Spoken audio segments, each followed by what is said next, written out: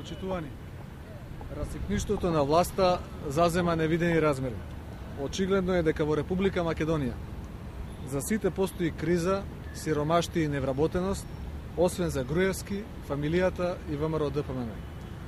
Додека луѓе секојдневно умираат заради хаосот во јавното здравство, додека заради поскапувањата едва се врзува крај со крај во месецот, додека владата е најголем должник на стопанството, тие продолжуваат со својот забеган проект Скопје 2014. Се во ова и сите овие споменици тука, особено овие два лава, чинат неколку милиони евра. Пари кои граѓаните ќе ги платат од сопствените џебови.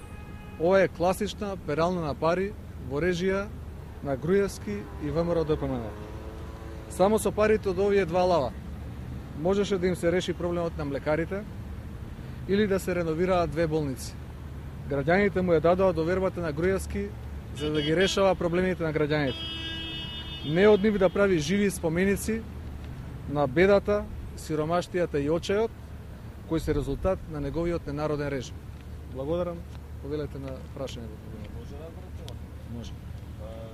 Петро, Европратеничката Торис пак реагираше дека ќе поднесе тужба против председателот Иванов, кој се повика на некаков разговор со незе дека на времето кога СДСМ беше на власт, Македонија испуштила шанса да аплицира за членство на НАТО под привремената референца.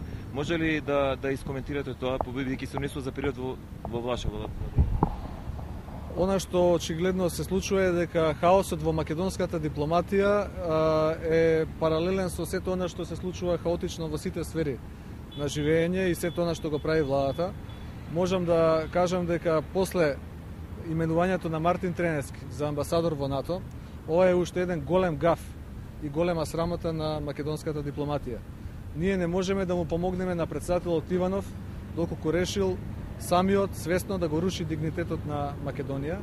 Меѓутоа, она што можеме е да апелираме итно да се извини на европратеничката Дорис Пак заради зачувување на дигнитетот на Република Македонија. Тоа е голем срам, меѓутоа е многу помал од оне што може да настане доколку председателот на Република Македонија биде тужен за клевета заради искажани невистини.